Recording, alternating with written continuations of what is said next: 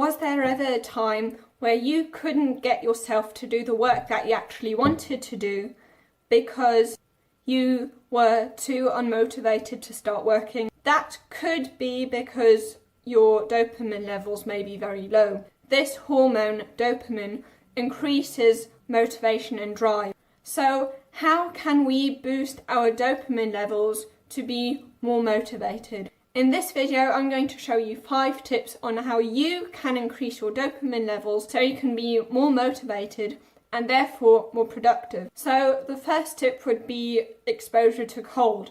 What works especially well is cold showers and cold baths. There was this study in the European Journal of Physiology where the water was either warm, neutral or cold, which would be 14 degrees Celsius. And when these participants were exposed to the very cold water, just 10 to 15 minutes after that, their dopamine levels would increase. And it would take 3 hours for dopamine levels to go back to baseline, to go back to what it usually is. Dopamine levels after cold showers rise by 250%. That is about as much as you get from cocaine. Now you may be saying, okay, this is definitely not good. If I have something that has got so much dopamine like cocaine, will this get me addicted? Will this be bad for me? And you don't have to necessarily worry about that, because the reason why cocaine is so bad is because their peak is very, very fast and it goes back to baseline very, very quickly, and then it goes very much below baseline after that.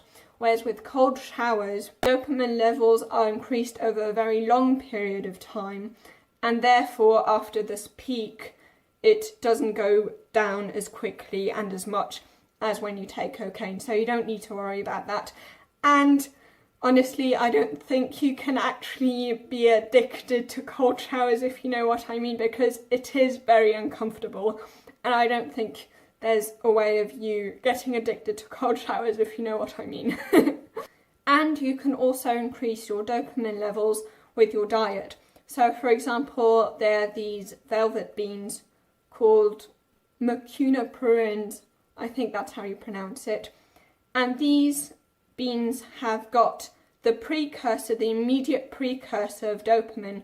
Precursor basically means that is the chemical that is formed into the hormone you're actually talking about. So what it basically means is, if it's a precursor of dopamine, which it is, then that basically means that L-dopa is converted into dopamine. And there are very, very few foods that actually contain L-dopa.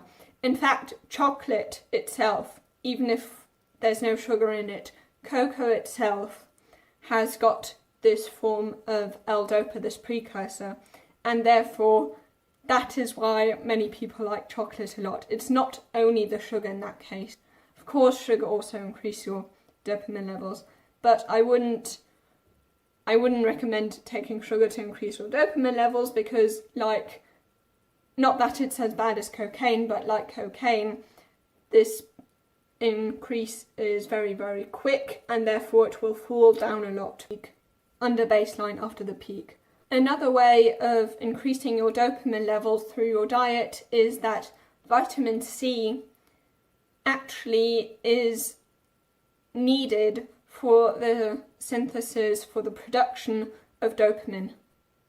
Vitamin B6 is also good for increasing your dopamine levels, and zinc.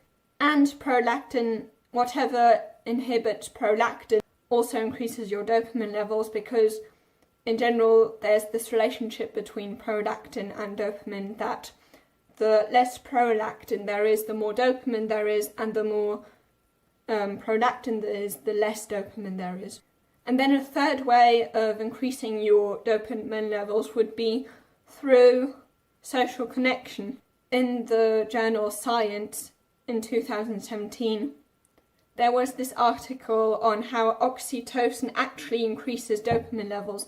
Now, this is kind of surprising, because if you think of relationships, you think of this very, very warm feeling. and this warm feeling of being satiated and that you've got enough, and this is the feeling that we often associate with relationships, is actually mostly serotonin. And yes, relationships also are good for increasing levels of serotonin. However, dopamine is kind of the opposite of serotonin in that way, because dopamine is also there to make us feel good, but dopamine is more this thing of it feels so good and that's why I want more, whereas serotonin is more like I feel so good that I feel that what I've got is enough because it's so satiating. However, when you think about it, especially from an evolutionary standpoint, it should actually be quite common sense that we should be driven to seek relationships, because back then when we weren't tribes, we would have died if we didn't have other people there to protect us, if we didn't have a tribe. And therefore it does make sense that dopamine is released when we have lots of relationships, because it makes us then seek these relationships that we need to survive. And in Robert Sapolsky's book, Behave, and he described this study of an economic game where you could either choose to both win and both get moderate rewards, or you could get the bigger reward but the other person then loses. And surprisingly, it turns out that in the first scenario, even though the reward isn't as big for you, if the other person also gets a moderate reward, your dopamine levels are actually higher than if you have a bigger reward but the other person loses. And then the fourth tip would be that you want to make sure that you seek novelty and also variable rewards, so that it doesn't get to the point of habituation, which basically is this point at which the reward isn't as rewarding anymore because you're so used to this reward that you can't necessarily feel grateful anymore because you're so used to it. And a great study to show how habituation works is this study in which monkeys learn that if they press a lever 10 times, they're going to get one raisin. And then, when they've learnt that behaviour, and in this scenario, the monkeys then produce 10 units of dopamine.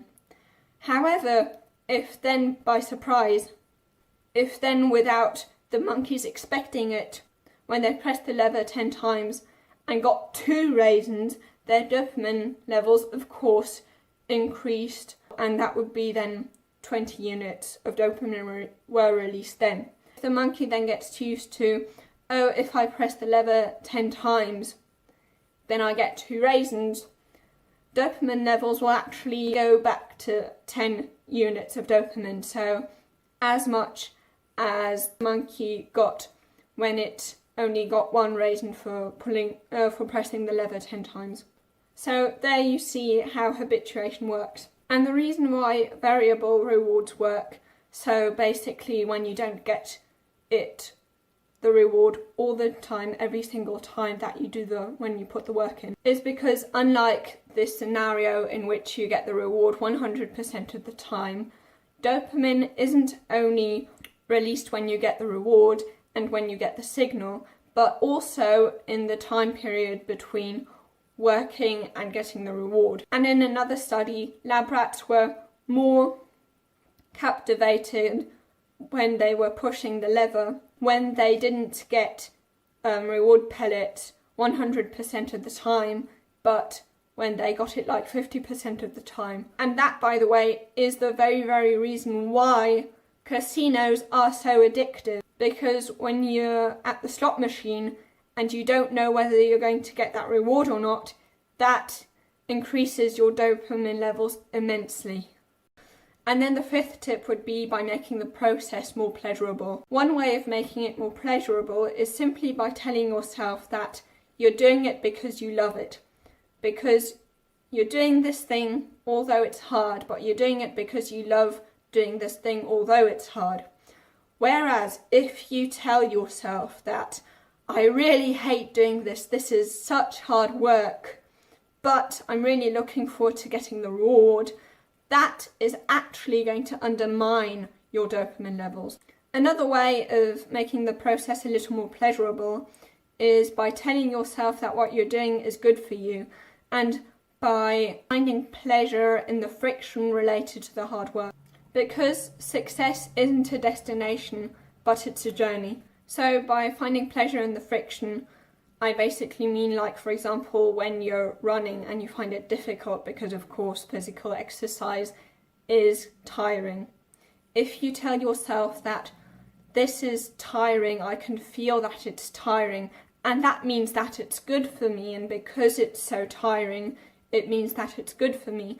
This is the way in which you can increase dopamine levels. Another way of making the process more pleasurable is by actually journaling about how much you appreciate the certain activity that you want to do. If you do that, then the dopamine levels will increase for that certain activity whenever you do it. I suppose that if you wanted to know how to increase your dopamine levels, your goal was to be motivated enough to do hard work. You can watch this video up here on how to be more motivated when it comes to doing hard work.